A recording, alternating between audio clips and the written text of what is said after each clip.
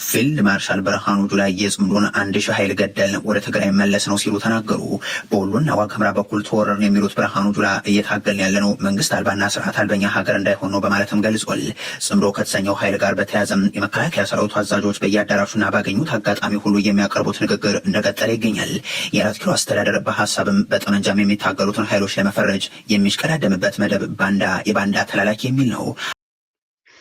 ሕጂ ድማ ሓሊፎም ምስ ጽምዶ ኣብ ውግእ ከም ዝገጠሙ ክዛረቡ ጀሚሮም ኣለዉ። እንዳ ብልጽግና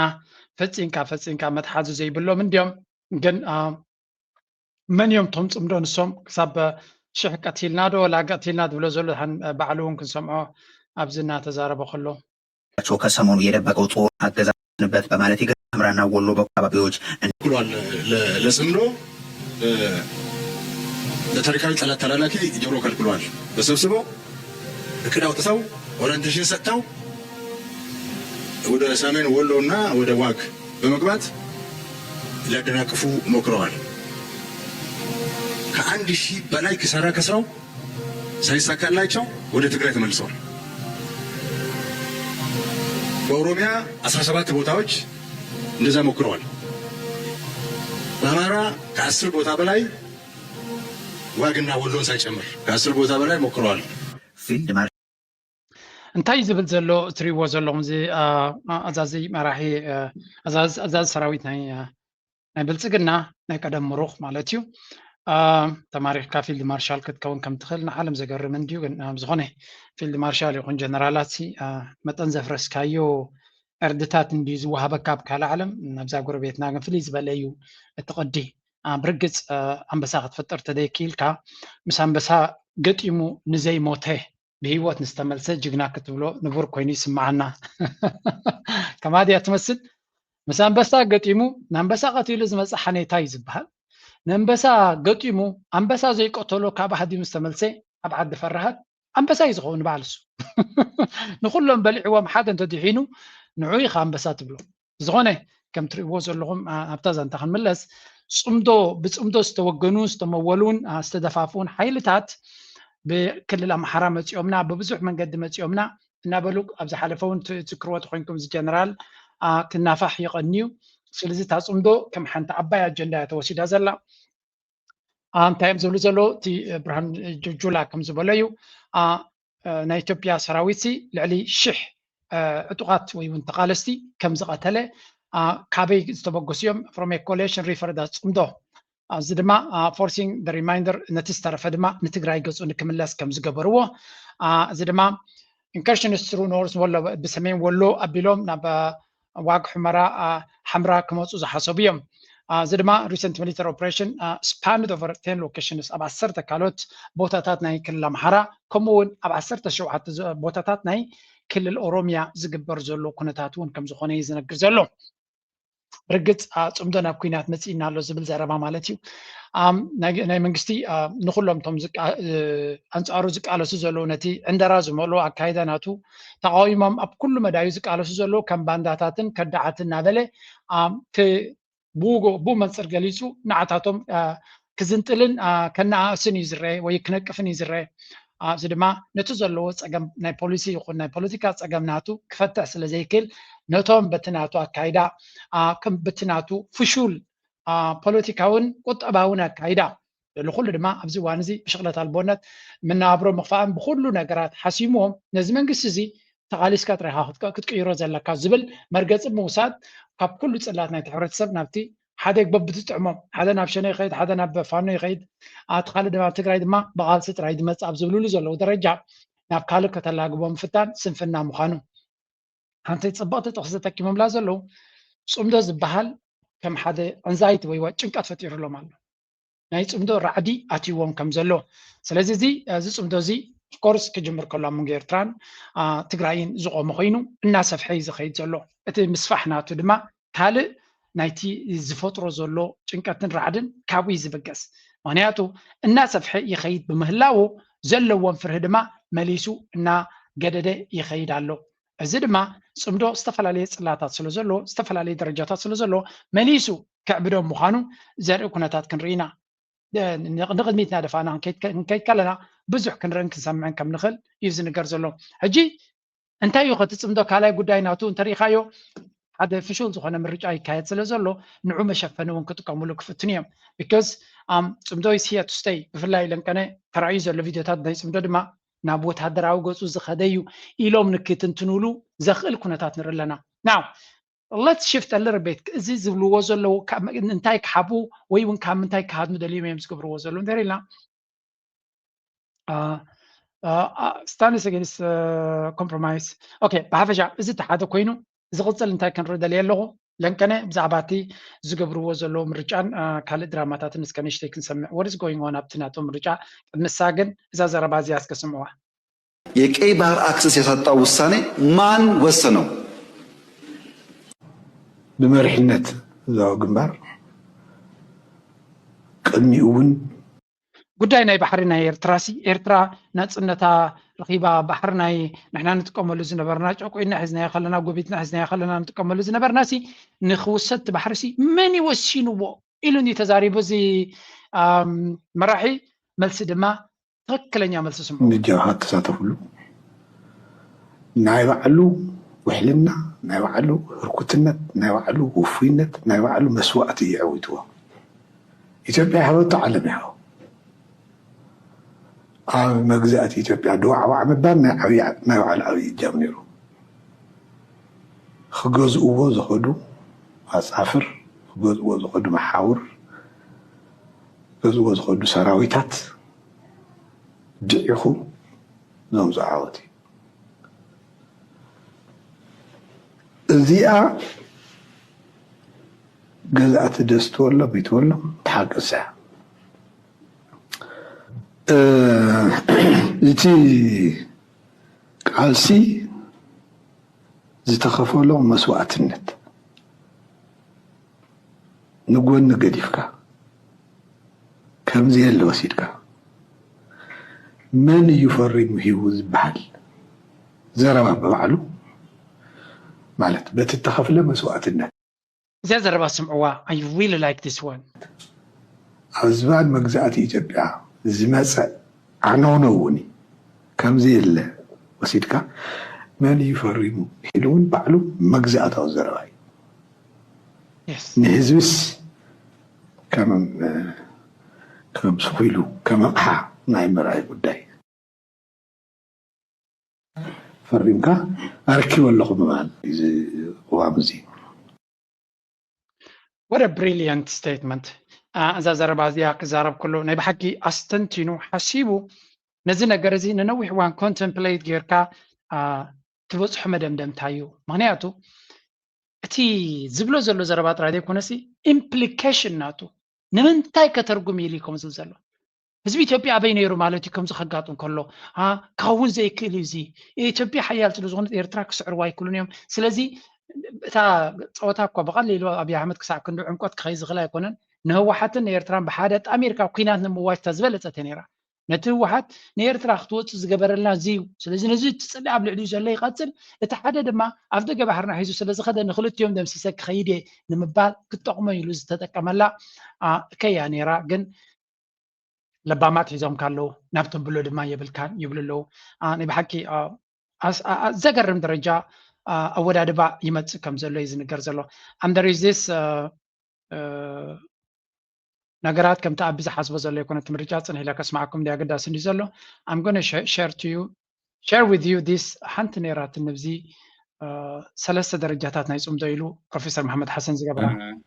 የተሳተፍንበትም ምክንያት ጽምዶ ከነበረበት ሁለተኛው ደረጃ ወደ ሶስተኛው ደረጃ የተሸጋገረበት ጊዜ ነው። የተፈለገውም በጠቅላላ ከኢትዮጵያም ከሱዳንም ከኤርትራም ከአካባቢው ያሉት አንቂ ክፍሎች፣ ምሁሮች፣ የህዝብ ተወካዮች ነው የተሰባሰቡት። ጽምዶ ምንድነው? ሁለተኛው ደረጃ አልፎ አሁን ወደ ሶስተኛው ኣብዚያ ጽቡቕቲ መጽናዕታዊ ዘረባ ናይ ፕሮፌሰር መሐመድ ሓሰን ሓደ ካብቶም ኣዝዮም ብሱላት እንዲኦም ጽምዶ በዓል ንሱ ምሳተውዎ ናይ ዞባ ምሉእ ናይ ቀርኒ ኣፍሪካ ምሉእ ክኸውን ከም ዝኽእል ብብቅዓት ክመርሖ ዝኽእል እንተሎ ብዘይ ቃል ዓለም ሓደ ካብቶም ነዚ ክመርሑ ዝኽእሉ ዝበቅዑ ፕሮፌሰር መሐመድ ሓሰን እዩ። أتي رأينا يصمدو بزي قال على مجنانة ليون رأينا بريزنت ساسي هياس نزل صمدو زبال تقالي حداش كوي نمبر ملو موالو زارب على رسنتلو سلام ركعتنا يتزوباي زبل سلازي تيغات قال ملا سلادي سرحه ناتنا ايغات اغباب كنفطر علينا سو دما امونغو حساب كفطر زخل زندناي نعو كبار حزو خلو دما ፖለቲከኛታት አይኮኑስ ለባማት ፖለቲከኛታት ዝነበሩ ለባማት ምሁራት ክኾኑ ክኽእሉ ነገራት ኣርሒቆም ክጥምቱ ዝኽእሉ ጥዑይ ልቢ ዘለዎም ሓደ ካብኣቶም ኣነ ካብዚ ካብ ቀርኒ ኣፍሪካ ካብ ዝረኣኾ ዝተዓየ ልቢ ኣለዎ ክብሎ ዝኽእል ፕሮፌሰር መሓመድ ሓሰን እዩ ስለዚ ነቲ ጉዳይ እቲ በዓል ፕሮፌሰር መሓመድ ሓሰን ንቅድሚት ክመፁ ሓደ ፕሮፌሰር መሓመድ ሓሰን እስላማይ እዩ ኢትዮጵያዊ እዩ ሶማላዊ እዩ መበቆሉ ሶማል ድዩ ዋላ ሶማሊ مثلا ተደተካገ እዚ ማለት ታይ ማለት እዩ ንቀርና ኣፍሪካ ክርዶ ዝኽእል ቁፅሪ ሓደን ክነብሮ ዝኽእል ቁፅሪ ሓደን ንሱ እዩ ዓረቢ ይዛረብ ኣምሓርኛ ይዛረብ ሶማሊ ይዛረብ እንግሊሽ ይዛረብ ስለዚ ሱዳን ተኸይዱ ኣይጋየሽ ሶማሊያ ተኸይዱ ኣይጋየሽ ኢትዮጵያ ተኸይዱ ይጋየሽ ኤርትራ ተኸይዱ ይጋየሽ this kind of ንኹሉ ኢንተርኮኔክትድ ክገብሩ ዝኽእሉ ሰባት እዮም ድማ ዘድልዩ ኻነቲ ትደልዮ ዘለኻ ራእይ ንኽበፅሕ ስለዚ ፕሮፌሰር መሓመድ ሓሰን ናብ ሱዳን ክኸይድ ከሎ they welcome him Somalia ክኸይድ ከሎ they welcome him ኣብ ኢትዮጵያ ዓብ ሪስፔክት ኣሎ ኤርትራ ድማ ብዓብዩ ኣዝያ ትፈትዎ ኣኽብሮት ዘለዋ እያ ስለዚ ከምዚ ዓይነት ሰባት ንዑ ዝመስሉ ካልኦት ምሁራት እንተመፅኦም ኣትዮም ማሕበር እቲ ፅምዶ ንቕድሚት ክኸይድ ይኽእል ሰለስተ ገፃት ከም ዘለዎ ይገልፅ ኣብዚ ንኣብነት ቀዳማይ ደረጃ ናይ ፅምዶ እንታይ ነይሩ ኣብ መንጎ ኤርትራን ትግራይ ክልተ ከቢድ ዝኾነ ደማዊ ፅልኢ ዝሓለፉ ህዝብታት ወይ እውን بكبيت زخونه كوينات تبدلوا حزبيهم زي كلهم ስለዚህ ተዛዓብየ ፀገም ኣብ ቀርኒ ኣፍሪካ ኣብ መንጎ ትግራይን ኤርትራን ነይሩ እዚ ኣብ ኢትዮጵያ ሎሚ ትብልጽግና መፂምበር ናይ ትግራይ ኤሊት ዶሚኔት ገይርዎ ነይሩ ስለዚ ተዛዓብየ ፀገም መጀመርያ ክትፈትሐለካ ለነ ተኻለ ዝሓሸ እዩ ስለዚ ኣብ መንጎ ኤርትራን ትግራይን ዝነበረ ኩነታት ኣብ ምፍታሕ ብዙሕ ተሰሪሑሉ ከባቢ 51 ዓድታት ኣብ ዶባት ዘለዋ ብሰላም ሂወተን ክመርሓ ገይሩሎ ዓበ ውፅኢት እዚ ካልኣይ ስቴጅ እቲ ካልኣይ practical reconciliation elders and religious leaders prayed together and participated in joint sports, football, volleyball to build social bonds. ስለዚ እቲ ካልኣይ ተቀዳማይ ነቲ ህዝብታት ብሓደ ኣራኺብካ ብሓደ ከም ዝኾኑ ምግባር ብሰላም ክነብር ከም ዝኾኑ ምግባር እቲ ካልኣይ ገጽ ድማ ዓበይቲ ዓድን ኣመራሕቲ ሃይማኖትን ኣምፂኻ ብሓደ ክጽልዩ ብሓደ ንኽዝትዩ ነቶም መንእሰያት ድማ ኣብ ስፖርታዊ ንጥፈታት ብሓደ ንኽገብሩ ምትእስሳር ንክሕይሉ ምግባር ሳልሳይ ስቴጅ ሕጂ ዘለዎ ድማ expanding to regional level ኣብ ዞባዊ ደረጃ ከነስፋዕስ ክንክእል ኣለና እዚ ማለት ድማ this involves intellectuals and activists from Ethiopia, Sudan, Eritrea to create a broader Horn of Africa peace networks እቲ ሳልሳይ ደረጃ ድማ ብዞባ ደረጃ ክንዛረብ ተኾይና ካብ ኢትዮጵያ ሱዳን ኤርትራ ሶማሊያ ኦፊሻላዊ ተሳተፈትን ኣላ ናይዘን ሰለስተ ሃገራት ድማ ብሓደ ክሰርሕሉ ዝኽእሉ ናይ ኣሕዛብ ምትእስሳርን ናይ ምሁራት ናይ ኢንተሌክቹዋልስ ምትእስሳር ክፍጠር ክኽእል ኣሎ ኮር መሰጅ ተቐንዲ መልእኽቲ ናይዚ ጉዳይ people over organizations ህዝቢ ኣብ ልዕሊ ውዳበታት ወይ ከዓ ማሕበራት ማለት እዩ ህዝቢ ዝያዳ ነቲ ስምብራት ናይ ኩናትን ሽግርን ድርእስ ህዝቢ ስለ ዝኾነ ኣብ ልዕሊ ስለ ዝወርድ ንህዝቢ ከተተሓቋቕፋ ኣለካ ከም ዝረዳዳእ ክትገብር ኣለካ ህዝቢ ድማ ኩሉ ግዜ ብዓበይቲ ዓዱን ብምሁራቱን ይክውከል ዝኽእል ስለዚ ፖለቲካውያን መራሕቲ ዘይኮኑ ህዝብን ምሁራትን እዮም ነቲ ነገር ከብስልዎ ዝኽእሉ ወደ ብሪሊያንት ወይ of course ፖለቲከኛታት ኣብ መወዳእታ ክሳተፉ ክኽእሉ ኣለዎም ብዘይ ፖለቲከኛታት ሓደ ውዱእ ዝኾነ መደምደምታ ክትበፅሕ ስለዘይትኽእል ወይ እውን ከፍርስዎ እውን ቀሊል ስለ ዝኾነ rejecting manipulations the movement aims to stop outsiders from fueling local conflicts ካልኦት ወፃተኛታት መፅኦም ከም ድሌቶም ብገንዘብ ብፍላይ ሃገራት ዓረብን ካልኦትን መፅኦም ብገንዘብ ነቲ ህዝቢ ነቲ ምሁር ናገዙ መላገፂ ከይገብሩና ነቲ ኩነታትን ፀገምን ከየጋድልዎ ድማ ክንከላኸል ክንክእል ኣለና shared identity the speaker emphasizes that the people of the region of ኣብዚ ቀርኒ ኣፍሪካ ዘሎ ህዝቢ ዲኤንኤ ናቱ ይኹን መበቆል ናቱ ኣብ ብዙሕ ነገር ዝተኣሳሰር ህዝቢ እዩ ስለዚ ኣብ ሓደ ክመፅእ ዝኽእል ፀገም ናብ ካልእ እውን ክመፅእ ዝኽእል ስለ ዝኾነ ናብቲ ዘለዎ ሓበራዊ ሽርክነት ኣተኲርካ ክሰርሕ ኣለካ እናበለ እዩ ዝገልፅ ዘሎ it's just I love this it's brilliant and it's ከምዚ ዓይነት ዓበይቲ ሰባት ክሕዝቦ ከለዉ ድማ ንብሓቂ ፅቡቕ ነገር ክትርእየሉ ትኽእል እዚ ካብ ኮነ ነቲ ብልፅግና ዕብድብድ ኢትይሉ ዘሎ ፅምዶ በዚ ስለ ድመፅእ ዘሎ እምበር ብኻልእ ኣይኮነን by the way እቲ ጉዳይ ክሳዕ ክንደይ እናተቐያየረ ይመፅእ ከም ዘሎ ክንርኢ ክንፍትን ኢና ሕጂ ንመለስ ኣብቲ ናይ تواسوني مريجا زبال زلو. To the polls to elect parliamentarians for its 547 constituencies on June 1. The ruling Prosperity Party, with 457 seats from 2021, is expected to retain majority seats in an election most observers say has little competitive potential. Prime Minister Abiy Ahmed says this vote signals stability and progress. But analysts warn the reality is different. Three major obstacles could shape the election's outcome and credibility. First, security. بعفشا متايم زبلو زلو إثيوبيا مريجا كايديوم نتي توكلتنا تزبز بال مريجا خبريو بقدمو تزبز حكفال 8 كفال بالتسقنا يزكو عصرون يرجون تمساسالي كم يكون زخل ولا بقى نتي زغبر زلو مريجا عبي نجر كم سلو بزح تواصلات يقبرن تلو وجن قد حكي كترو يخلقها تي مريجا بزح سقما زلو يكسر حدا سقمناتو ናይ ሴኩሪቲ ፀገም እዩ ስለዚ ዓብይ ክፋል ናይ ኢትዮጵያ ብወታደራዊ ጎንፂ ተሃሪሙ ስለ ዘሎ ዝበዝሕ ህዝቢ ክሳተፍ ኣይከልን እዮም ዝብሉ ዘሎ ስለዚ ዘሎ ናይ ትግራይ ናይ ኣምሓራ ናይ ኦሮሚያ ዘሎ ኩነታት ሪኢኻ ምርጫ ብውሕስ መንገዲ ክግበር ክትብል ኣይትኽእልን ኢኻ ካልኣይ እቲ ኤሌክቶራል ሲስተም ንበሃል The 2021 election saw many regions unable to vote, leaving millions unrepresented. And even today, some parliamentary seats remain vacant. كمون أبز حلف أول نتخوني بزحت بوتاتات مرجع كايد سلزي كعلو نعبنا أبز حلف حمش عمد تقرأي وكلتي بالله سلزي بزي وكلنا ناي تقرأي زغط زنا بركنا تاتيو تقرأي أكلنا إثيوبيا رأي كونتن أبتي برلمان زبلوا زوج كلا سبيه بالله سالسايد ما تي political competition ولا تأجب عبود الدرون نتوم كالوت political بارتيات الدلزب سلزي كونه شماويو بعبي دما تكون تقطع بنا يتهجرون إن مرجع زمتشا يكون سب أب كبير زخونة أجمع سلزلو نتي مرجع لبودي قو نابخو يلو زخر كنا تاتيبلون كتباو تغطي من هالواجتات نعرض أجمع كم دما تي public frustration تزبي كالي من نابرو سلزعته لمرجع نخالن يلون وانينو قديفون نابك خدول زخل من قدو يلن يبللو كينوز خداي كنت أجمع جواري خازفلتو نزي would be your first response if I say what stood out for you in terms of the anomalies, the unusualities of this election? Jawar, just to start with my first question. What surprised me is how concerned they appear to be. They act as if there is actually a real competition, as if there is such strong opposition and a conducive political environment that they could lose some seats. I mean, the amount of manipulation, the amount of intimidation they are carrying out in areas where there is no even those nominal oppositions are not. نتايو زبل زلو جوار كل جزين ديو نحنقول إني كسرت اللي زفت النبل سكنا زي مرجع زي بزح أجرامن زي نبور نجاراتنا اللو قال كابت زي نبور بريو أغانتا اللو مزبلته كلنا جارو بحبيو نتاك جبريو كساكن زي قلت أنتم زلو كلنا كنا فلتنا تمرجع من كعوته اللي مخانو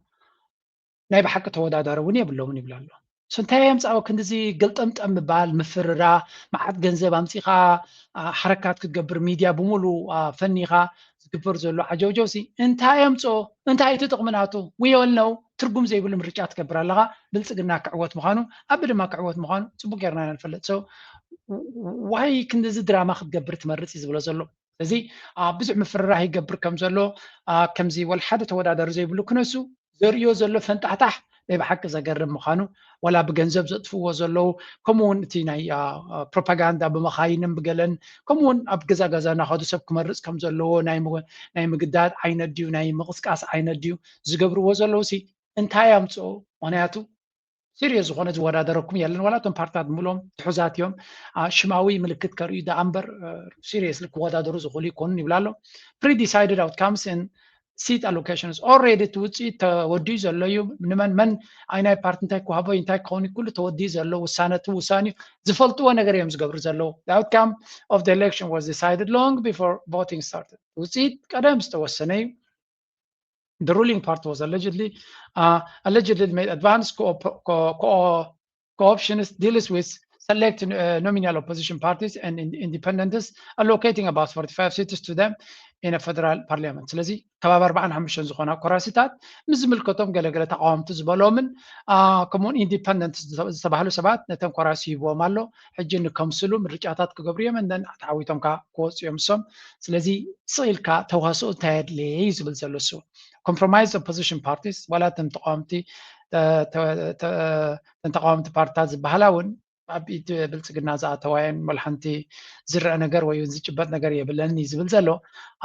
ዝኻ ሓድሽ ነገር እውን ኣይኮነን ከምኡ ድማ severely limited election logistics below 30% capacity Jawar estimates that it is physically possible to conduct the election in less than 30% of the country ስለዚህ ብልጽግና ሙሉ በሙሉ ክቋጽሮ ይኽእል የኢሉ ክጃሃረሉ ዝኽእል 30% ናይ ተሃገር እዩ ስለዚህ ኣብ 30% ናይ ተሃገር ጥራይ ጌርካሲ ንሃገር ሙሉ ዝውክል ምርጫ ይገብር ኣለዎ ክትብል ዘምሕር ድዩ እናበሉ እዮም ዛረቡ ዘለዉ rebel controls እጂ ኩሉ ዝብልዎ ዘለዉ ካብ ዜሮ ዝተበገሰ ደይኮነ it's really ኣባይታ ዝርአ ዘሎ ኩነታት እዮም ዝዛረቡ ዘለዉ ወላቶም ናይ ካልኦትን عند عديهم سبوغيرهم قال يسمون يرم سبيشالي إن تزجبر زلوا بتم فانون شنن كاراي የተለያዩ ሚዲያዎችም በዚህ ዙሪያ በተለይ ገለልተኛ ተብለው የሚጠቀሱ ሚዲያዎችም ለጉዳዩ ሽፋን በመስጠት ምን ያህል ተግባራዊ እንደተደረገ በዝርዝር ነው ያስቀመጡት ዋዜማ ሬዲዮ ከዚህ አንፃር በተለያዩ የአማራ ክልል የተዘጉ መንገዶችን ወይም ደግሞ ገደብ የተጣለባቸውና ተሽከርካሪዎች መንቀሳቀስ ያልቻሉባቸውን አካባቢዎች በስፋት ነው ያነሳው የኢትዮጵያን ኢንሳይደር ዘገባንም ተመልክቻለሁ ስትሪዎ ዘለዎም ፋኖስ ገብሮ ዘሎ እዩ ነቲ ጽርግያታት ከመይ ገራቲ ወሎ ስለዚ ኣብዚ መጺኻ ክትሓልፈሉ ከም ዘይትኽእል ገይሮም ለኪቶም ኣለዉ ጽርግያታት እዚ ድማ ምንቅስቓሳት ናይ ዝኾነ ይኹን ከይህሉ ካብ ዝሓለፈ ክልተ መዓልቲ ጀሚሩ ክሳብ ድሕሪ ምርጫ ዘሎ መዓልቲ ብምሉእ እቲ ምንቅስቓሳት ተጠዋቢሎም ኣሎ ማንም ክንቀሳቐስ ከይንረኽቦ ድሕነቱ ዘገድሶ ሰብ ክጥንቀቕ ከም ዘለዎ ዝብል ዘረባ ኢና ንሰምዕ ዘለና እዚ ድማ እንታይ ዘርእየካ እቲ ኩነታት ክሳዕ ክንደይ እናተቀያየረ ይኸይድ ከም ዘሎ ዘርኢ ኩነታትን ዘረጋግጽ ኩነታትን ንርለና it's going to be very very interesting ናበይ ገጹ ክኸይድ ይኽእል እዚ ጉዳይ እዚ ንሽተይ ንስማ አዮ ያሬድ እንግዲህ ኦሮሚያ ክልልም ተመሳሳይ እርምጃ እንዲወሰድ ኦላ ጥሪ አድርጓል ይሄ ጥሪ ተግባራዊ ተመሳሳሊ ኣብ ክልል ኦሮሚያ እውን እንትኾነ እቲ ሸኔ ዝካሎ ዕጽዋታት ይገበ ከሚገኙ ተወካዮች የሚሞላ ነው ይሄ ከሆነ አብይ አህመድ ምርጫውን በምን አሸነፍኩ ብሎ ሰኞ ማታ ወይም በማግስቱ ሊነግረን ይችላል እነዚህ ሁለቱ ክልሎች ምርጫ ለማካሄድ የማያስችሉ በፊትም ብዙ ነገሮች ነበሩ አሁን ደግሞ ከዛሬ ጀምሮ እየተካሄደ ተንክልታ አገደስ ክልላት ዝበሃላ ክልል ኦሮሚያን ክልል አምሓራን ኣብዘን ክልተን ቦታታት ድማ እቶም ዕጡቃት ኃይልታት ብዝተወደበ ዝመስል ማለት እዩ بحد خوينهم نتكونات تطون خبلوا وكل زكالهم يقبروا باي ذا واي تشنز بحال ولا نتي مسمرنا جوبت كمان أبقى كفال عسي والله يبحالالو it's just incredible تيزر برزلو قالسي فتسينكا أنا عايز كاكر أزخل كم زي كونيهم زي نقرزلو لذي they're doing everything in their hand أب إيدهم زلو زبالة كل يوم زقبرزلو نتكونات تطوكبلوا أبزي سمعونا أبنى أن ጦር በመቶዎች እስረኞችን ያስለቀቀበት የኢትዮ ጅቡቲ መንገድን የዘጋበትን ዘመቻ ማካሄዱን አሳወቀም። የጦሩ አዛዥ ዘመቻዎች ተጠናክረው ይቀጥላሉ ብሏል። ከም ዝንሪኦ ዘለና እቲ ሸኔ ማለት እዩ እቲ ወላ ዝበሃል ከዓ ነቲ መስመር ናይ ጅቡቲ እውን ክሳብ ምዕፃው ደረጃ ከም ዝኸደ እዮም ዝነግሩ ዘለዉ እዚ እውን ነፍሱ ዝኻለ ዘረባ ኢና ንሰምዕ ዘለና ሮድ ብሎኬድ ጀነራል ስትራቴጂ ስለዚ ኦላ ማለት እዚ initiated a week-long nisomon ዝቅፅል ማለት እዩ travel restrictions and successfully blocked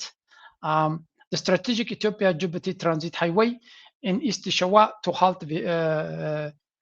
vehicular traffic ስለዚ ነቲ መስመር ኣገዳሲ መስመር ናይ ንግዲ ዝኾነ ናይ ኢትዮጵያን ጅቡትን ነቲ ትራንዚት ዝበሃል ንዑ ተጠዋቢሎምዎም ዘሎ ኣብ ገለ ፖይንት እዮም ዝነግሩ ዘለዉ ስለዚ እቲ ቁፅፅር ናቶም ዓቕምታት ሳዕ ክንደይ ናሓየለ ይመፅእ ከም ዘሎ እቲ ብልጽግና ኣባራት ኩሉ ኮይኑ ኣብ ኣዲስ ኣበባ ኮይኑ ክፍክር ውዕል ኣሎ ዝኾነ ነገር ንኸየጋጥም ኩሉ ወታደራዊ ምድላዋት ጌርና ኣለና ዝመስል በረንበታ በቲ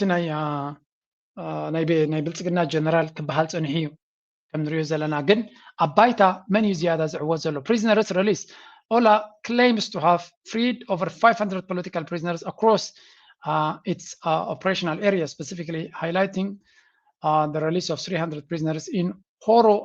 Guduru, and 200 in West Guji zone. Kamudamati Olaz Balzalot Shane Malatu, Hamish the Miti Politicawan Surat Zinabarun, Cap Aptunus Zuquas or Zobatat, comes at Hane, comes out Iblalo, Celeste Miti Kabzi, Horo Guduru Zubal, ክልተ ሚት ድማ ካብቲ ምዕራብ ናይ ጎጂ ዝበሃል ዞባ ማለት እዩ ብሓፈሻ እቲ ኩነታት እውን ወታደራዊ ኩናት ይቅፅል ከም ዘለውን ክሳብ 170 ወታደራት ናይ ብልፅግና ቀቲሎም ከም ዘለውን ካልኦት ከም ዝቆሰሉን ብዙሕ ነገራት ከም ዝማረኹን ከዓ ይነግሩ ኣለዉ እዚ ኣበዩ ኣብ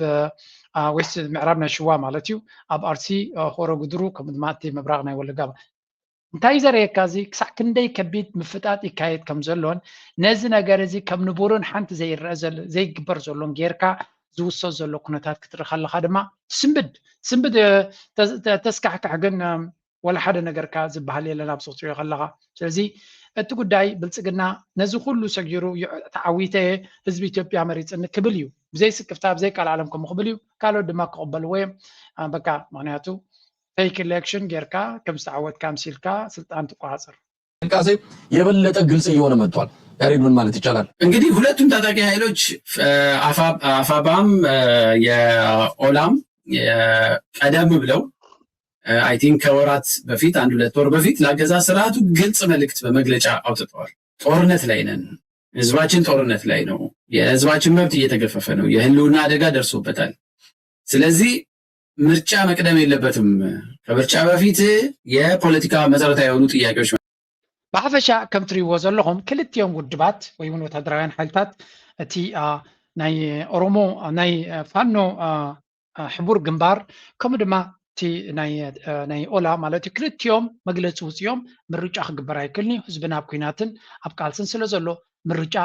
ንዑ ዝምጥን መድረክ ምርጫ የለን ናይ ፀጥታዊ ኩነታት እውን የለን ስለዚ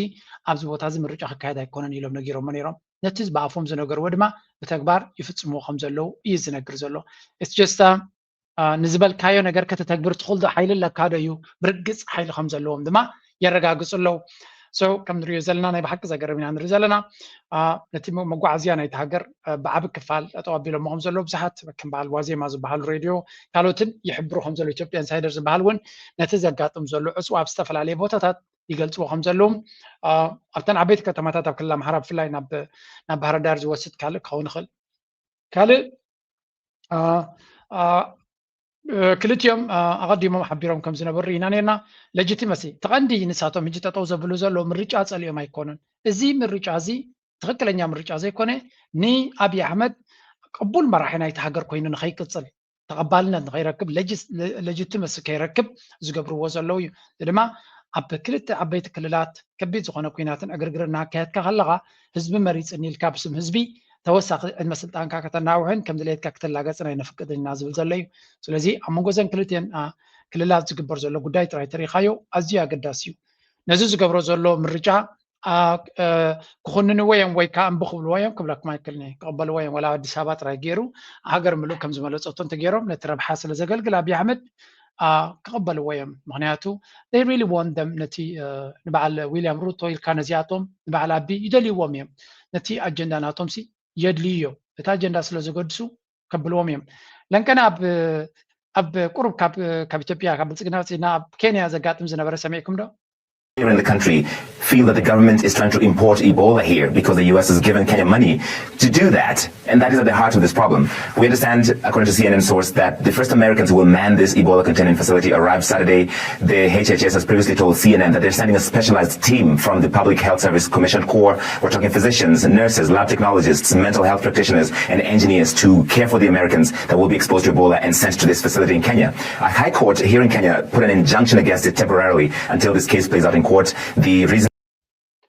እንታይ እዮም ዝገብሩ ዘለው ሓደ ሕማም ኢቦላ ዝበሃል ኣብ ኣፍሪካ ቅድሚ ሕጂ እውን ኣብ ዝተፈላለየ መድረኻት ዝተረኣየ ሕማም ኣብ ዲአርሲ ወይ ከዓ ዲሞክራሲያዊት ሪፐብሊክ ኮንጎ እታ ኣብ ኣፍሪካ ኣምላኽ ምርቃ ዝሃባ ግን መርገም ዝተቐየረላ ብዙሕ ማዕድናት ብፍላይ ድማ ሬር ኤርዝ ሚነራልስ ዝበሃል እቲ ክሪቲካል ሬር ኤርዝ ዝበሃል ኩሉ እቲ ፀጋታት ዓለምና ትደልዮ ነቶም ህዝቢ ድማ ልዕሊ ካልኦት ከም ዝነብሩ ክገብሮም ዝኽእል ዝነበረ መርገም ኮይኑዎም ምክንያቱ ሃገሮም ክቆፃፀሩ ስለ ዘይክእሉ ግዳይ ናይ ዝተፈላለዩ ሕማማትና ኮኑ ተዋስኦ ብሰንኪቲ ሕማማት ዝግበር ድማ ንርኢ ኣለና ድሓን ናይ ዲአርሲ ኣርስቲ ነፍሱ ዝኻለ ናይ 20 ሰዓት ወላ ናይ 2 ሰሙን ናይ 2 ወርሒ ናይ 2 ዓመት ከይቋረፅካ ቪድዮ ክትገብረሉ ትኽእል እዩ ዝሕዝን መወዳእታ ስለ ዘይብሉ ኤርትራውን ብኣግቡ ብንእሽተይ ከላ ኣብቲ ግዜ እቲ ካቢላ ዝበሃል ዝሓገዘትሉ ዝክርዎ ትኾኑ ኢኹም ብሓፈሻ እቲ ሃገር ፈፂሙ እንድዩ ክኾነላ ዘይክእል ዘሎ እንጂ ድማ መዓት ማዕድናት ኣዝዩ ኣገዳሲ ስለ ዘለዋ ድራማ ክፍጠር ክኽእል ኣሎ ናይ ዲኣርሲ ገዲፍና እዚ ኢቦላ ዝበሃል ሕማም መፅኡ ስለ ዘሎ እቶም ዝሓመሙ ኣሜሪካውያን ወይ በቲ ሕማም ዝተለኽፉ ንኣሜሪካ እንተመፅኦም ዓዲ ከበላሽውሎም ስለ ዝኽእሉ ኣብ ኬንያ ክሕከሙ ኣለዎም ይብሉ ኣለዉ ስለዚ እቲ ሕማም ካብ ኣፍሪቃ ስለ ዝኾነ ናይ ኣፍሪቃውያን ኣሜሪካ ዶናልድ ትራምፕ ዝስከፍ ኣይኮነን ሕማማት ናይ ኣፍሪቃ ኣብ ኣፍሪቃ እዩ ዘድልዮ ናብ ዓድና ይንእትዎን ኢና ማለት ዓይኒ ምድሪ ዝኾነ ሃገራት ኢልዎን እዩ ቅድሚ ሕጂ ንኣፍሪካ ብዙሕ ትስከፈሉ ምክንያት የብልካ ኬንያ ድማ ህዝቢ ኬንያ ድማ ዓብ ቁጣዕ ይገልጽ ኣሎ ዋይ ኣሜሪካ ንሕሙማት ናታ በዓላ ኣብ ዓዳ ክትሕክም ዘይትኽእል እዚ ሃብታም ሃገር ናብ ኬንያ ገጻ ትሰዶ ዘላ ስለምንታይ ዋሓ ወይ እውን ፀገም ናቶም ናባና ዝድርብይዎ ባዕሎም ዘይኣልይዎ ዝብል ዘረባ ተንስዩ ኣሎ እቲ ምክንያት ድማ Minister thing is that this could endanger public health. And the other question from Kenyans is why is this specifically for Americans and not other citizens? The health minister addressed this in an interview. There is no way where it is said we are bringing Ebola patients to Laikipia. That facility is a military facility. Kenyans defense forces will use that facility. Other Kenyans will use that facility. And by the way, let me say this. I don't know why people are so much about the US. If there's one country that has contributed between 25 to 35% of the health budget since independence. Oh my God. እንታይ ይብል ኣሎ ብዙሕ ጫውጫውታ ስለተፈጠረ በአሜሪካ ስለምታይ አሜሪካውያን ናብ ኬንያ ይመጹ ስለምታይ ኣብ ዓዶም ዘይገብርዎ ስለምታይ ንሕና ፀገም ከለና ናይ ካልኦት ሃገራት ፀገማት ክንቅበል ንፍትን ቅድሚ ሕጂ ወታደራትና ንሃይቲ ክንሰደድ ኣብ ናይ ዲአርሲ ጉዳያት ክንኣቱ ዋይ ንሕና ሌላ ዓቕምና ክንገብር ንዓና ዓቕምና ድኻታት ክነስና ኣብ ከምሳት ንኣቱ ለና ንዝብል ክምልስ ከሎ መጀመርያ እቶም ሕሙማት ኣሜሪካውያን ኣብ ናይ ወታደራዊ ሕክምና እዮም ክኸዱ ኣብ ናይ ሲቪል ኣይኮኑን እቲ ወታደራዊ ሕክምና ድማ ነቶም ኬንያውያን ወታደራቱን ዝምልከት ጉዳይ እዩ ተኻላይ ግን እቲ ህዝቢ ፅቡቅ ገይሩ ዘየስተውዕለላ ዘሎ ኣገዳሲነት እንተላ ኢሉ ካብ ናፅነትና ንረክብ ከባቢ 60 ዓመት እዩ ዝዛረብ ዘሎ ክሳብ ሎሚ ናይ ጥዕና ባጀት ናትና ናይ ሚኒስትር ጥዕና ናትና ናይ ጥዕና ባጀት ናትና ካብ 25 ክሳብ 35% ናይቲ ባጀት ኣሜሪካ ትኸፍሎ ኢልዎ ካብ 25 ክሳብ 35% ናይቲ ባጀት ናይቲ ሚኒስትር ጥዕና ናቶም ኣሜሪካ ትኸፍሎ ሚኒስትር ትምህርቲ ተኸይድካ እውን ከምኡ ኣብ ኢትዮጵያ ተመሳሳሊ ካብኡ ንላዕሊ እውን ክኸውን ይኽእል እዩ ትዝክሩ ተኮይንኩም እቲ USAID ጠጠው ምስ በለ ሕክምናታት ናይ ኢትዮጵያ እቲ መንግስታዊ ሕክምናታት ዓብዪ ሽግር ይገጢሞ ካልኦት ነቲ ቦታታት ክትክኡ ዝኽእሉ ኩሉ ገይሮም እዮም ስለዚ እዘን ሃገራት እዚኣተን ክንምንታይ ብድጎማታት ዝነግራን ክንምንታይ ብረድኤትን ብሓገዝን ሰለይ ዝብላ ምዃነን ክትፈልጥ ክትክእል ኣለካ ብግምጣሉ ከም በዓል ኤርትራ ዳርጋ ጨቐቕ እናበለቲ ህዝቢ ብዝርካቡ ዝኸይድ ዘሎ ማለት እዩ ከምዚ ዓይነት ድጎማታት ሓገዝን ረድኤትን ኣይፅላእን እዩ ግን ስቕ ኢልካ ድመፀካ ኣይኮነን ሓገዝ ዝበካ ፅባሕ ንጎ ጓሓፍ ናተይ ኣብ ርእስኻ ክጓሕፈይ እንድሕር ኢልካ እምቢ ትብል ኒኻ ሕቶ ከምኡ ምዃኑ እዩ ዘረድኦም ዘሎ That is 60 years of U.S. support for Kenya's healthcare. In fact, Secretary of State Marco Rubio, after a call with President Ruto, announced that the U.S. was giving Kenya $13.5 million for Ebola preparedness efforts. But many in the country, including the Doctors Union, the Law Society, are challenging this. They feel that Kenya is not a geopolitical isolation ward and that Kenya should not be accepting this money in the first place. The other ብሓፈሻ ጉዳይ ናይ ኬንያ ትሪእዎ ዘለኹም ዊልያም ሩቶ ኣብ ዓብዪ ክሪቲክ ኣትዩ ከም ዘሎን እቲ ጉዳይ ድማ ዓብዪ ንህዝባዊ ሕቶ ፈጢሩ ኣብ ዝሓለፈ እውን ናይ ጥዕና ዲል ክትገብር 1 ቢልዮን 2 ቢልዮን ክንበኩም ኢና ኢሎም ዊልያም ሩቶ ተፈራሪሙ ምስ መፅእ ህዝቢ ኬንያን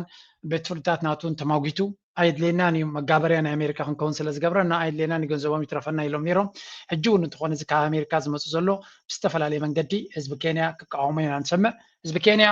ሓቂ ንምዝራብ ኣዝዩ ስልጡን ህዝቢ እዩ ምሁር ህዝቢ እዩ በሊሕ ህዝቢ እዩ ንህዝቢ ኬንያ ደንቀነ ሓደ ኢትዮጵያዊ ክገልፆ ከሎ ብካልእ ኣርእስቲ እስከ ስምዕዎም ኣብዚ እንድትመች አድርገው አቅርበዋታል። ፊት ለፊት ተናግሬ የማላውቀውን ነገር እንግዲህ አሁን የኳስ አፊሊዬሽንን ይፋ ልታስወጣኝ ነው። እኔ ለረጅም ዓመት የአርሴናል ደጋፊ ነኝ። አሁንም በደንብ ማሊያ አድርጌ ነው የሳካን ቲሸርት አድርጌ ነው ኳስ የማየው እና የነገውንም ውጤት በጉጉት ከሚጠብቁ የአርሴናል ደጋፊዎች አንዱ ነኝና ጥያቄው አርሴናልን ለምን ደገፋችሁ አልደገፋችሁ ምናምን አይደለም። እንዲህ አይነት ዲስቶርሽን ነውርም ነው። ለምሳሌ እንደውም ያወዳደር ነው ኬንያ የአርሴናል ሲያሸንፍ ኢትዮጵያ ውስጥ ከወጣው የአርሴናል ደጋፊ ምናልባትም በ10 እጥፍ ሊሆን ይችላል ኬንያ ውስጥ የወጣው ደጋፊ ወጣት ወደ 1 ሚሊዮን ሊጠጋ ይችላል የሚሉት በመቶ ሺዎች የሚጠጉ ብሓፈሻ እንታይ እዮም ዝዛረቡ ዘለው እዚ ናይ ኣርሰናል እንከነ ፕሪምየር ሊግ ዋንጫ ምስ ወሰደት ዝግበር ዝነበረ ሴሌብሬሽንስ ኣብ ኣፍሪካ ብዙሕ ስእልታት ብዙሕ ነገር እንድዩ ኣዛራቢ ኮይኑ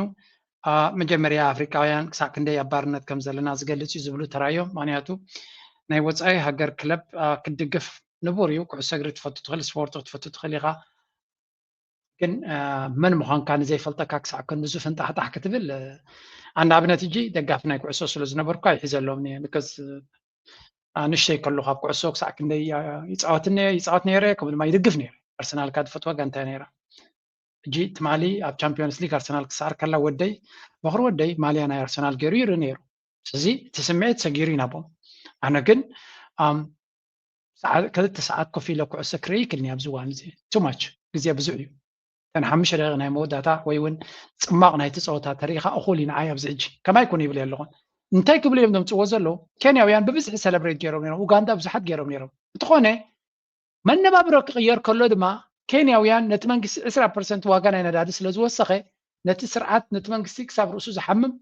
سلاماو سلف جيرو اچني قومل يرو ميرو اب اثيوبيا ግን من نبابرو كصفهم قريب خلو بزعبو ون سلاماو سلف ويكا ملعال كغبر زيد الحزبي ساعه كندي تمنسي دقيس خمسه بوليتيكا يوم زنغرو زلو بزحات اثيوبيا ون نامرر زاربو نغير ينيروزي سو بزعبا كعصو كون كلك ساعه كندي تعبد ግን بزعباتي كاب حق وصاي منابرو نايت هاجرنا تبلاشو خلو ግን زخون يخون سغم تكوس زيكل زدنززه حزبي يو تفطيرو زلا تهاجر يوم زبلو زلو yeah you can say whatever you want ግን ባላቶ ይንስሎ ዘሎ ሳለንስ ተዚ ህልቂት ክፍጸም ከሎ ጀኖሳይድ ክፍጸም ከሎ ካለ ጸገም ክፍጸም ከሎ ፈጽዩ መሓፍ ክብል ዘይክል ህዝቢ ኣብ ኢትዮጵያ ተፈጢሩ ከም ዘሎ እዮም ዝነግሩ ዘሎ እቲ መንሰይ ድማ ባዕቢዩ ጨቅለታ አልቦነትን ካለ ኩሉ ዓይነት ሽግራት ወሪድዎ ከሎ ናይ ኣርሰናል ኩዕሶ ንኽድግፍ ኣብ ጽርግያታት ክወጽእ ዝመርጽ መናብሩ ክሳዕ ክንደይ ተሃገር ናብ ካለ ነገር ናኸደት ከላ ግን ጠቅላላ ከብላይ ክልኒ ናይ ኬንያ በማይት ኣሽሓት ዝቁፀር ኣብ ጽርግያ ወጽእ ነይሩ ግን ቅድሚውን ድሕሪውን ድማ ዊልያም ሩቶ ዝኾነ ገይሩ ምስ ተባሃለ ድማ ብተደጋጋሚ ኣብ ጽርግያታትና ወፅእ ዝግቦ መሰላት ዝሓትትን ነቲ መንግስቲ ኣካይዳ ንክቕይር ዘገድድን እዮም ዝብሉ ዘለዉ ኬንያን ኢትዮጵያን ክልተ ጎረባብቲ እየን ኬንያ እቲ ኢትዮጵያ ዝበሃል መዋእለያ የተገዛእኩን እዩ ዝብል ብሓፈሻ ግን ኬንያውያን ድሕሪ ናፅነት ዝወሰድዎም ምርጫታት መዓት ብልሽውናን ገለን ከም ዘለዎም ይንገር ግን ተሃገር ህዝቢ ተማሂሩ እዩ ኣገባብ ኣነባብራ መሰላቱ ዝፈልጥ እዩ ነቲ መንግስቲ እውን ብዙሕ ግዜ ቻለንጅ ይገብሮ እዩ برجس كينيا نتكونتات نتناي كرنا أفريقيا هنا أفريقيا كونتات مزميزة نقدميت قصات متسألة من سياتم في اللعب زوان زي بزحتنا UN agencies سن كالوتن headquarters ناتو من أبويهم زوست وزرلو سلزي عباي حبنا خونة متسألة إثيوبيا عندما كل زي كينيا كورا دروس اللي دفتنو أبزح تعريفنا لنا يوم زبلو زلو نتي كوننا نايت قداي حق ديو انا حكي انا تحسد نابتسب نقطفو ግን بحفشا ببزح من قد ዝዝረብ ዘሎ አርስቲ ስለ ዝኾነ ንግረ መንገዲ ኣብዝም ጽየ ዘሎ ካለ እቲ ውዳቤታት ናይ ህዝቢ አንጻርቲ ዘሎ ኩነታቱን በብዙሕ መንገዲ ይቀጽል ኣሎ ሓንቲ ትያ አቀድ አንተ በዝ ተዛረብናያ እዚያስ ከስምዖ ያቢን ወሽመት የሚቆርጠው ትግራይና አማራ አሁን ኤርትራና ትግራይ ያው ፀሐይ ሞቀው አይደለም ነገር አዲስ ነገር አይደለም ሚዲያ ላይ ይወጣ አይወጣ ግን አዲስ ነገር አይደለም ለይፋን መደረግ ያለበት የትግራይና የአማራ ህብረተሰብ ህዝብ ለህዝብ ተጀምሩ ህዝብ ለህዝብ ሆኖ የሚጀምር ሁሉም ነገር ህዝብ ለህዝብ ነው የሚጀምረው ንቆላ አሁን ላይ በልዓም ይባላል አለ በትግርኛ በልጅ አሳበው ያው ምናምን ይባላል እዚያ ዘረባ ከገርመኩም ኣብ ብዙሕ ነገራት ያ ትኸይዳላ እንታይ ያሳድማ ኣብ መንጎ ህዝቢ ምሓራን ህዝቢ ትግራይን ዘሎ ዝምድናታት ክሕይል ክኽእል ኣለዎ እቲ ጽምዶ ኣብ መንጎ ህዝቢ ምሓራን ህዝቢ ትግራይን ዘሎ ኩነታት ክፍታሕ ክኽእል ኣለዎ ኣብይ ኣሕመድ ድማ ናይ መወዳእታ ሕቁ ኣበያ ክትግርሰስ ትኽእል ብልለው ኣብ መንጎ ተጋሩን ኣምሓሩን ዘሎ ፍልልይ እንተ ኣፅቢቦም ሓበራዊ ጽምዶ ናቶም እናሕየልዎ እንድሕር መፅዮም ኣብይ ኣሕመድ ናይ መወዳእታ ጥፋቱ ብያ ምክንያቱ ነዚ ሃጓፍ ናይ ክልቲኡ ህዝቢ ተጠቂሙ ብዙሕ ድራማታት ክገብር እዩ ዝኽእል ዝፍትን ዘሎ ንኤርትራ ድማ ultimately እዞም ክልተ ህዝብታት እዚኣቶም ነቲ ኣብ መንጎም ዝፍጠር ዘሎ ሃጓፍ ብመንጎም ወፂኡ ናብ ኤርትራ ገፁ ክገብሮ ዝፍትን ዘሎ እንተዓፂኻዮ ሳልሳዩ ድማ ንዓፋር ተወሲኽካ ኤርትራ ጠቕላላ ነቲ ናይ ብልፅግና ኣጀንዳታት ኣብ ምምካትን ምፍሻልን ኣብ ዝለዓለ ደረጃ በፂሓላ ግን ንዓና ኢሎም ኣይኮኑ ዝገብርዎ ዘሎ ብዓብዪ ሳቶም ኣብ መንጎ ክልቲኦም ዘሎ ምትፍናን ብዙሕ ዋጋ የኽፍሎም ከም ዘለዎን ስለዚ ስታሊን ዝብሎ ዘሎ صمدنا إيرترانا إثيوبيا صمدنا إيرترا مستقراي نابل على درجة خيدو ناب سلاماتنا كونتاتنا ناب صبغ درجة سجير له حج كمي جرنا نزي حزبنا حزب زبحال صمدو أمونغو تجارون أم حران كمي جرنا مسرات كم زهنتن صبغ زخنا متأسسار كم زخورن نتسأجا مادما كفيل كاك فتح له زغل مدرخ كمي جرنا نفتر يوم زبلو زلو so ناي دوبات تجمعلهم ناي كللات ناي بوتات تجمعلهم ناي عدات تجمعلهم كل زي نجارات زي بكينات رايك فتح زغل يكونن كفيل كا تزراريب كا عبد أولا إن كان حبارنا بالكاز فتحيو بحيلي زفتح تجمع يلن لومي سعر كات وزت خليقة صباح نقول تحر حيل مزجبر مسير ما حماق زخنة تفاعت هم سيكون زل كايس لذي strategic introspection the speaker urges that the group is to look inward analyze their current situation and develop a collective vision for the future لذي هاجرنا درغوينو تا إثيوبيا كعقبات غينو بحد خفيلكا كزرارب كتكل علىك نتسأجب نمفتح أب كم زجيرو ترايد يكون نحنا ناتنا سأجب كنفتح له نخل من جدي كنفتر على نايبلالو الزرابة زجن بخالوت وني دجمالو سلزي نذات أمدو كم قرد فر هو زلوا بلتقنا كابسيرو تبغي سوي يكون إتوس أمدو زبال تهزبي كأس بغس صعبياسي حنت نفعتوا على الله انتهى تبل صعبيا كسرع كله يتريني خا مسكت لك قبل شيء مسكن زبالة خاطر يتبل زبل وزربا إذا أمدو دم كأس بغس نتعدي كلها على أبوسك توا غريب له مسمراكت هذا غريب له سلزي قال عينت فيروس يكم تري وصل لهم سلاحتا تحتي نبيجت يخيد له سمعوا همزي تبدر ኢትዮጵያ ውስጥ ያለው ሁኔታ የሀገራችንን ኢትዮጵያን ህልውና የህዝባችን ህልውና በከፍተኛ ደረጃ እየተፈታተነ አደጋ ላይ እየጣለ ስለሆነ ፖለቲካዊ፣ ኢኮኖሚ፣ ማህበራዊ የጦርነት ሁኔታ ኢትዮጵያ ውስጥ በየአቅጣጫ ያለው ይሄ ሁኔታ እንዲለወጥ ይህ አገዛዝ መወገድ ወይ መገደድ አለበት። ወዴት ሁሉን አቀፍ ራሱንም ጨምሮ ፈቃደኛ ከሆነ የሽግግር ሂደት ውስጥ እንድንገባ ከዛ በኋላ ደግሞ መሰረታዊ የሆኑ መዋቅራዊ የሆኑ ህገ መንግስቱንም ጨምሮ በድርድር በንግግር በውይይት መሻሻል ያለባቸው ለሁሉም የምትመች ኢትዮጵያ የሁሉም ቅራኔዎችን ፈንዳሜንታሊ ሁሉንም ባይሆን ዋናውን ነው نعم من ذلك يزبال هذا كابتن مع بيت سكولارس ناي تبيايو ناي كلنا يا محرا أنت كم تري ورد اللغم تيز جبر زلو منقسقاسات حدش شركنتن متأسسارن كفتر كم زلو زد ما يونيفايد فرونت يبلو زغانتايو بحدا زت أساسر حيلي كفتر خلالو حاديك بابو جونس كبرو زي كوني تأساسيرنا علاماتنا بحدا كنسرح كنكلالنا زبليو about 3 months old زي كابز جمروات مهارات أبدقة نويحوان يقصلو خمسة لويز نكرزلو زد ما bring together diverse political forces historically بتاريخ ويونا بتاريخ قدم زي زراربو زنبورو استفلا له حيلتات أبحدت أولاك زراربو كم زغولو مقبار يزف التنزل يبلالو نعم زلك كم سيرترا تبغزم دنا زنبورو سب وني كتفلتو بزح زيام سينالكوينا the core of foundation of this front is Ethiopia's survival Ethiopia كم هاجر كتكسل تحرقينا بزح جزء لا تمتفنان كتكسل يدخلني سلازي أتوم زبي بحدا كنبرو حبراو عجا سلزلو بحبار كزراربو كخللو سلازي critics view this alliance of historically opposite forces including عملتنا تجراي OLF كومندمات PLF زياتهم كلاتهم as unstable كم زغونو ويون كل جزء شجر فترة كم مخانم زريو كان تغونو بحفشة عبراوي ميتن زر الربن أقداس مخانو يوم زقلت زلو قال لي زي كنا تعطلهم بكل ما دايقن كترو يغلغا نات أساسري زخيت خلالو ወይዘሮ ሄለን ጽንስሽ በሚገርም ሁኔታ ፍጹም ጤንነት ላይ አመሰግናለሁ ዶክተር ዛሬ ባለቤቴን ይዤ መጣሁት ለኔ ብቻ ነገርከኝ ምስራች በጣም ደስ ይላል ህዝብ ልንሆን ነው የራሳችን ብሔር የራሳችን ቋንቋ የራሳችን ክልል ሊኖረን ነው ደስ ይላል ይሄንን ክብራይ ዘንድ የመረጥከኝ እኔ ማን ነኝ أربعة قالوا ما تقتل دلكاسة بيتخافس تبهالسي يتحقس كان دي غير مسوا غير ده حق بس ده حزبين دي قوينه بوغير كاد منهب كل قص أين دي خيدج نفس وقت حزبي حلمنا تو كل الكوين بوليتيكا ناتو قاصر بوس نكخون تراي مخانو نخجلس يلي كل تحلمنا بيجي تو زخده مخانو زرك ببهر ناتو بوليتيكا وصل واقع عاوز دل مخانون تحلمتات ما كمي جوك يروم يمزقلت وزلو but this is ultimately مودتا بوليتيكا نبي يقصو خمسة مرح ንኽትፈልጥ ኣንፈት ዝባካ ዝዩ these are very important things ሰብ ከማን ኣቃሊሉ ክርዮም ዘይብሉ ነገራት ኢና ንርኢ ዘለና so again this is what is happening ካብ ቀፂልና ናብ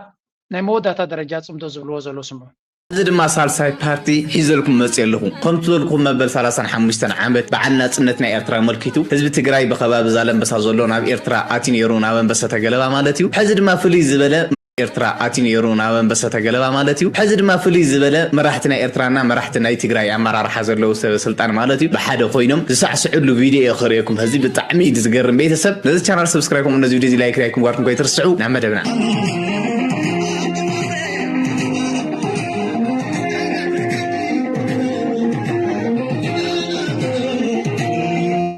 كم تريوا زلهم زمان بلتقنا كعبدو زخل كناتاتي نانر زلنا تصمدو مراحت سراويتن مراحتن كالوت زبتاتن بسنبل معلتنا تنت زتقبري تصمدو سيقتل كم زلو ناب كالي درجاوني سقر كم زلو نانر زلنا زم على الدماء وتهدراكم آخرو نوغز دالو زلو ديكونس اركخ مسلسل زلو بلتقنا زقرعو زلو كالي نقر كم زيكوني مرد دايدلي እዚ ነገራት ድማ ኣገደስቲ ኮይኑ ይስማዓኒ ባት ነዚ ነገራት እዚ ከም ፎቢያ ዝፈርህዎ ከም ዘሎ ፍለጡ ነጊርካ ይጻድቃን ናይ ሻዕብያ ፎቢያ ኒዮ ካብ አዲስ አበባ ንሻዕብያ ፈርሒና ወሓመስ እዩ ሓቂሩ ኣብዚ ዓለም ህዝቢ ኤርትራ ምርኻ ምስ ጀመርካ ንሻዕብያ ፈርሒ ዓዲሙ እዞም ሰባት እዚኦም ምስ ትግራይ ምስ ኤርትራ ክራኸቡ ከሎ ይሕሙም እዩ ፎቢኦም ስለ ዝኾነ ወይቱ ኣይፈለጡና ነበር نحن عياتات نحرفنا النفسات يكونان نهاية ديسابات هذا ملكي كابت ديسابات نبدأكونا هزم النصو نوري كابت نهاية ديسابات بلتقنا نهزم خان ذلك خان حسيقا نديسابات من هدام بالشونة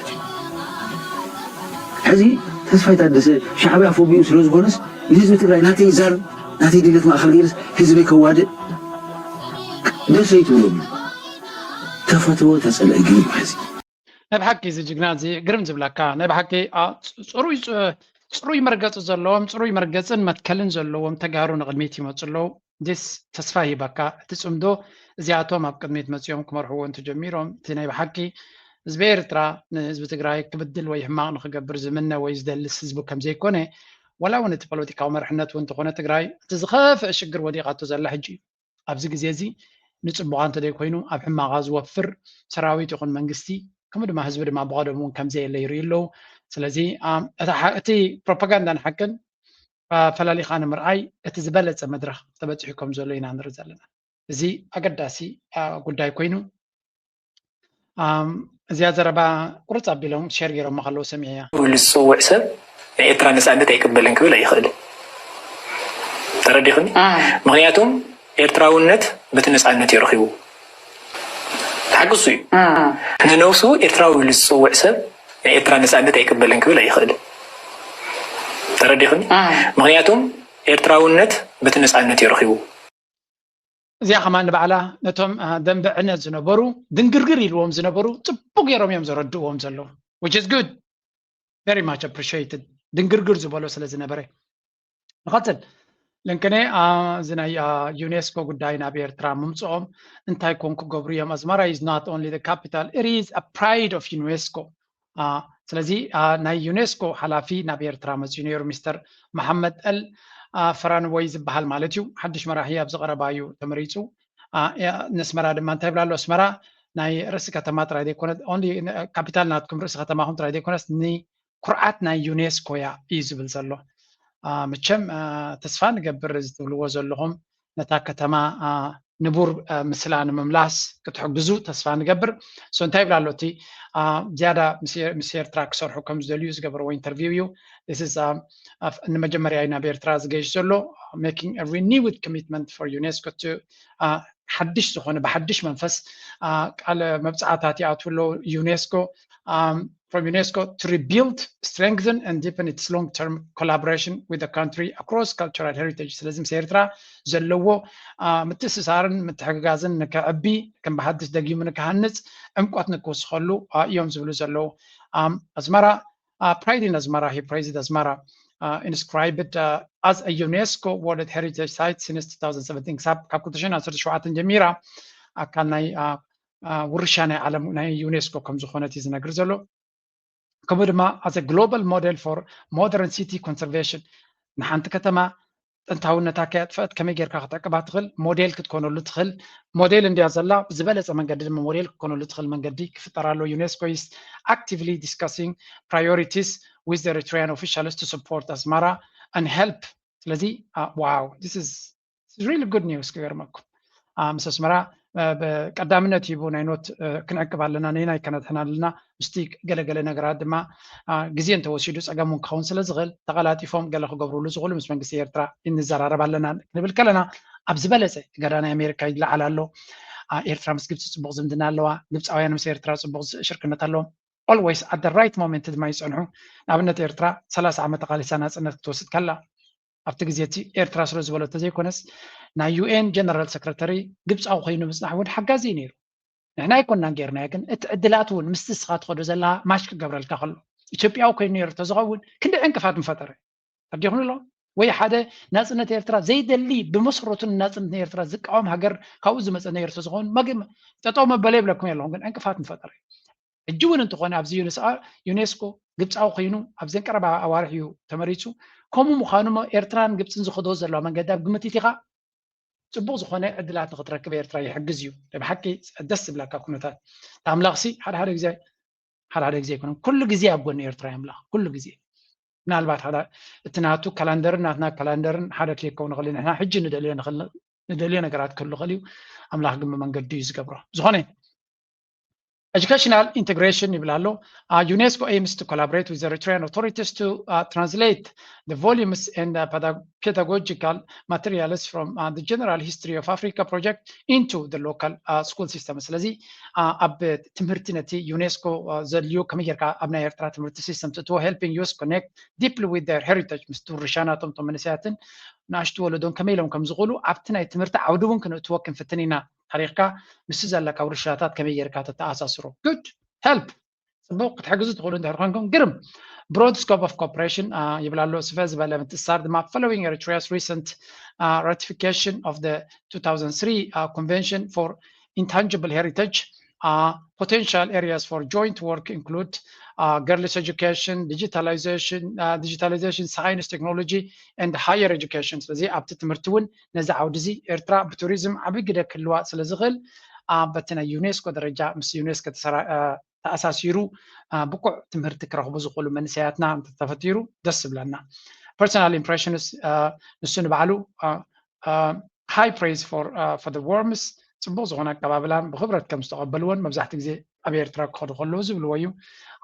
ኤርትራ ድማ ብዙሕ ነገር ዓብይ ሰፊሕ ዝኾነ ፖቴንሻል ንቱሪዝምን ንካልቸርን ከም ዘለዋ ድማ ተራእይዎ ኣሎ core commitment ናቱ he concluded emphasizing that UNESCO is UNESCO for